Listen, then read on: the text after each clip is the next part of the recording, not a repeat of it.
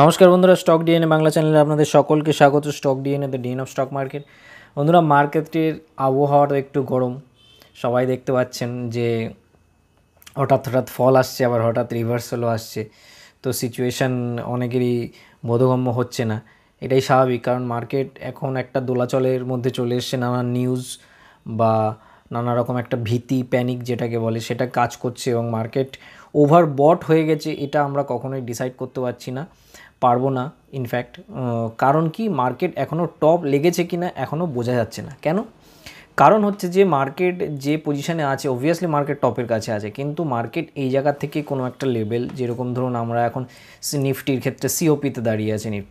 Nifty যতক্ষণ না পর্যন্ত এই লেভেল ব্রেক করছে ততক্ষণ আমরা বুঝতে পারছি না যে এটাই টপ হয়েছে। এখান থেকে দেখুন, আজকের ক্যান্ডেলটা বেসিক্যালি একদম ইনসাইড বার হয়েছে, কালকেরটাও ছিল, আজকেরটা তো একদম সুন্দর ইনসাইড বার হয়েছে। যদি এখান থেকে কোনো না কোনোভাবে এই রেঞ্জটাকে উপর দিকে ব্রেকআউট করে, তাহলে কিন্তু আবার নতুন হাই বানানোর সম্ভাবনা প্রবল। আবার যদি নিচের দিকে ব্রেকডাউন করে, তাহলে আবার পরের লেভেল একদম আসাই স্বাভাবিক, অথবা তার পরের লেভেলও 21,200 লেভেলও আসতে পারে। তো এই পরিস্থিতিতে দাঁড়িয়ে এখন এটা তো নিফটির গেল, নিফটি এখান থেকে এখানে এসছে, এটা এর মধ্যে একটুখানি কারেকশান, এটা আনএক্সপেক্টেড কিছু না, আর এটা কারেকশান হলে বরং বেটারই হয়। কিন্তু হবেটা কি, রেজাল্ট হবে স্টকে অন্যরকম। স্টক তখন প্যানিকে এসে যাবে, বিশেষ করে স্মল ক্যাপ মিড ক্যাপ নিয়ে তো একটা সমস্যা চলছেই। অলরেডি সেবি চেয়ারম্যান কিছু বলেছেন, সেটার ভিত্তিতে একটু হয়েছে, কিন্তু কারেকশান আসার পরে আবার রিভার্সাল এসছে। তো এটা একটু নিয়ে সচেতন থাকবেন। যাই হোক, অনেক রিটার্ন দিয়েছে মার্কেট, গত এক বছরে অনেক রিটার্ন দিয়েছে, হিউজ রিটার্ন, যেটা মানে কল্পনাই করা যায় না। এরকম কম সময়ের মধ্যে এরকম return specifically small cap mid ক্যাপে, লার্জ ক্যাপটা তো সেরকমভাবে দেয়নি। কিছু কিছু স্টক অবভিয়াসলি দিয়েছে, বিশেষ করে ফার্মা সেক্টরটা খুব ভালোভাবে দিয়েছে, অন্যান্য সেক্টরগুলো হয়তো ভালোভাবে দেয়নি। যাই হোক, মিলিয়ে মিশিয়ে সব চলতে হবে।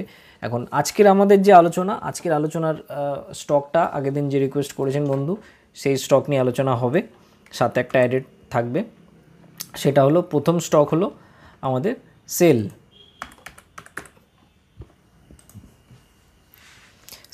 সেল দেখুন, টপ থেকে মোটামুটি 150 টপ লাগিয়েছে, 150 টপ লাগানোর পরে 120, একবার 110 পর্যন্ত এসেছিলো, এখন 120-তে এসছে। এই ওভারঅল চার্ট দেখতে পাচ্ছেন। যদি আমরা উইকলি চার্ট দেখি, উইকলি চার্ট দেখলে বোঝা যাচ্ছে যে 150 থেকে কেন রিটার্ন করেছে। 150-তে অবভিয়াসলি একটা স্ট্রং রেজিস্ট্যান্স ছিল, সেটা থেকে রিটার্ন করেছে। এখন দুটো জিনিস এখানে ঘটতে পারে, যে ওপরের যে রেজিস্ট্যান্সটা আছে, সেই রেজিস্ট্যান্স অবধি যারা লং টার্মের টার্গেট নিয়ে বসতে চান তাদের জন্য বলি, তারপরে শর্ট টার্মের কথা বলবো।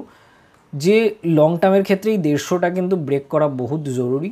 তো 150 ব্রেক করার ক্ষেত্রে এই ফরমেশনটা আপাতত যেটা হচ্ছে, আমরা রাউন্ডিং বটম কিন্তু দেখতে পাচ্ছি, বা কাপ অ্যান্ড হ্যান্ডেল আপনারা বলতে পারেন। তো কাপ একটা ফরমেশন কিন্তু অলরেডি হয়ে গেছে। যদি এখানে একটা হ্যান্ডেল ফরমেশন হয়ে গিয়ে থাকে, এই ফরমেশনটার পরে একটা ব্রেকআউট আসলে সুন্দর এন প্যাটার্নও ব্রেকআউট হবে আমাদের, সেটা হলে 150-র উপরেই সুন্দর একটা বাইং অপরচুনিটি আমাদের হবে লং টার্মদের জন্য। আর যারা অলরেডি হোল্ড করে বসে আছেন, তারা এখানে চুপচাপ বসে থাকুন। আপাতত প্যানিকের কিছু দেখা যায়নি, যতই মার্কেট 2-5% পড়ুক না কেন, কারণ এখানে এতটা রিটার্ন দিয়ে ফেলেছে, এখান থেকে 10% পড়ে গেলেও কোনো সমস্যা নেই।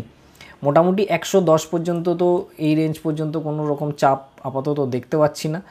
আর যদি শর্ট টার্মের যা প্লেয়ার আছেন যারা, তাদের জন্য বলি, যদি আমরা ফিবোনাকি মেজার করে থাকি, তাহলে আমরা শর্ট টার্মে যদি কোনো রকম অপরচুনিটি ক্যাচ করতে পারি কিনা সেটা আমরা দেখতে চাইব। যে অলরেডি 0.382-কে টাচ করে গেছে, 0.5-কে টাচ করে মাঝামাঝি একটা রেঞ্জে আছে। তো এখানে একটা রেঞ্জ চেষ্টা করবে। 0.618 এসে যদি পাওয়া যায়, সেখানে যদি ক্যান্ডেলস্টিক প্যাটার্ন বা আমাদের চার্ট প্যাটার্ন পান, তাহলে তো খুবই ভালো।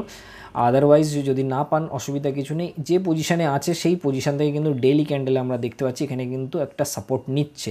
তো এখান থেকে ব্রেকআউট হলে কিন্তু এখান থেকেও ট্রেড নেওয়া যেতে পারে, কোনো রকম সমস্যা নেই। আমাদের টার্গেট 150 পর্যন্ত শর্ট টার্মে আমরা এটাকে প্লে করতে পারবো, ওতে ভেরি লিটল বা ভেরি স্মল স্টপ লস।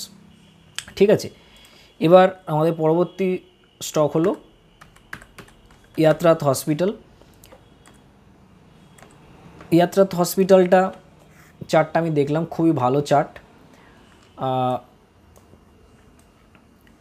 পরিষ্কার আপনারা দেখতে পাচ্ছেন যে এখানে যে সাপোর্ট লেভেলটাকে এসে টাচ করেছে পরশু দিন, টাচ করার পরে কালকে এখান থেকে রিভার্সাল এসছে, রিভার্সাল আসার পরে আজকে এখানে এই হাইয়ের পরে ট্রেড নেওয়া যেতে পারতো। যদি আজকে ট্রেড না হয়েও থাকে, এখানে কনফার্মেশন অলরেডি হয়ে গেছে।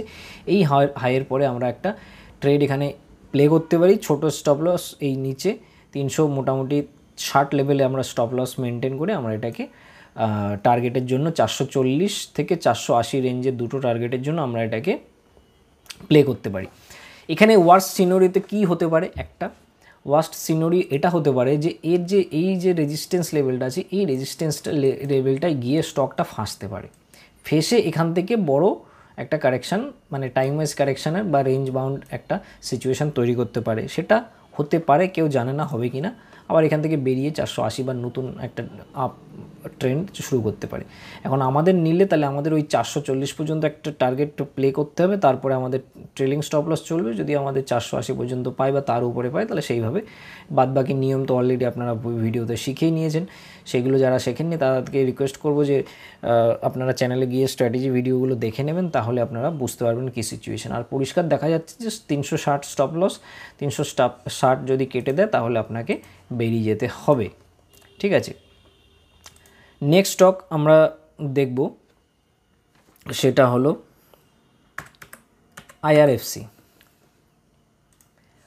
আইআরএফসিতে একটু সিচুয়েশান আপনারা দেখতেই পাচ্ছেন যে সিচুয়েশানটা কিছুই না, একটা ডাউন ট্রেন্ড চলছে অনেক দিন ধরে স্টকে।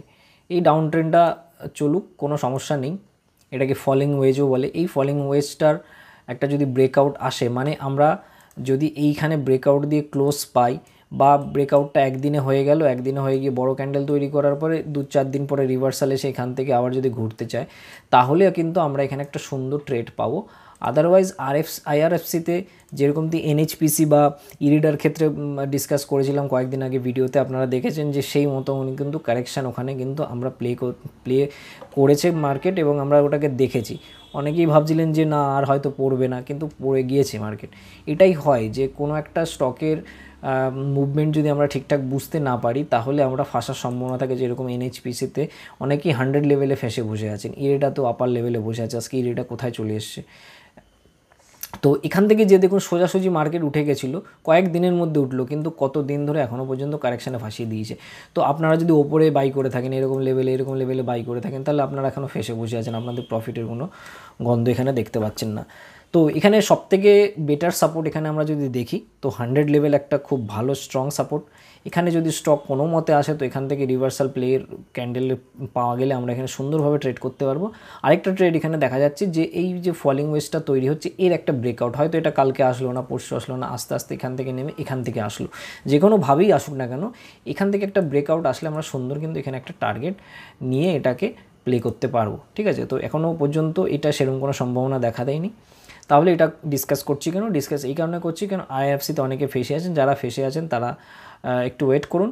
আর নিচের থেকে যারা নিয়েছেন, প্রফিটে চলছেন, তারা কি করবেন? তারা প্রফিট বুকিংয়ের সময় ছিল মোটামুটি 150 লেভেল পর্যন্ত প্রফিট বুকিংয়ের ট্রেলিং স্টপ লস আমাদের হিট করে গেছে। আমাদের রুলস অনুযায়ী যদি আপনারা দেখেন, তাহলে এরকম লেভেলে ট্রেলিং স্টপ লস হিট হয়ে গেছে। তো ট্রেলিং স্টপ লস হিট হওয়ার পরে যদি আপনারা প্রফিট বুকিং না করে থাকেন, তাহলে এখন ছোটোখাটো প্রফিট বুকিং করতে পারেন, বা একদিন হঠাৎ করে একটা মানে বড় উছাল আসলো, সেই উছালে আপনারা কিন্তু একটা profit booking, minor profit booking করতে পারেন, 20-25% প্রফিট বুকিং আপনারা করতে পারেন।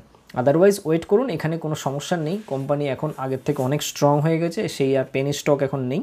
তো সেক্ষেত্রে ভালো রিটার্ন আগামী দিনেও দেবে আশা করি। কিন্তু এসবগুলোর সমস্যা হচ্ছে এইটাই যে এগুলো মার্কেট যখন কারেকশান করে বা মার্কেটে যখন একটা সেন্টিমেন্ট কাজ করে, তখন সবসময় যে আপনার মানে 80% 90% লেভেল পর্যন্ত যে টেকনিক্যাল কাজ করবে, এটা কিন্তু কেউ বলতে পারে না। কারণ কোন সেন্টিমেন্ট কীভাবে কাজ করবে, কত দিন ধরে কাজ করবে, সেটার উপরে টেকনিক্যাল ডিপেন্ড করে না, সেটার উপরে সেন্টিমেন্টটাই ডিপেন্ড করে। তখন টেকনিক্যাল দেখবেন ক্যান্ডেল ফর্মেশন হচ্ছে, ডাব্লিউ প্যাটার্ন হচ্ছে, তাও ফেল করে যাচ্ছে। কিন্তু যখন মার্কেটের হাওয়া ভালো থাকে, তখন দেখবেন ডাব্লিউ ফর্মেশনের সুন্দর ব্রেকআউট এসে যায়, যেটা আমরা গত 1 বছর 1.5 বছর ধরে দেখছি।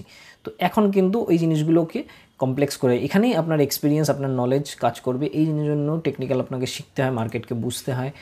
এই জন্যই মানুষ এত লস করছে এই জিনিসগুলো না জানার জন্য। ঠিক আছে, তো যাই হোক, আজকে মোটামুটি এই আলোচনা কেমন লাগলো আপনারা জানাবেন, অবশ্যই কমেন্ট করবেন। পরবর্তী ভিডিওতে আপনাদের শখ নিয়ে আলোচনা করব। ভালো লাগলে লাইক করবেন, শেয়ার করবেন, আর চ্যানেলে নতুন আসলে অবশ্যই সাবস্ক্রাইব করে বেল আইকন প্রেস করবেন, নোটিফিকেশান অল করে। তো আজকে এই পর্যন্ত, বাই বাই, থ্যাংক ইউ।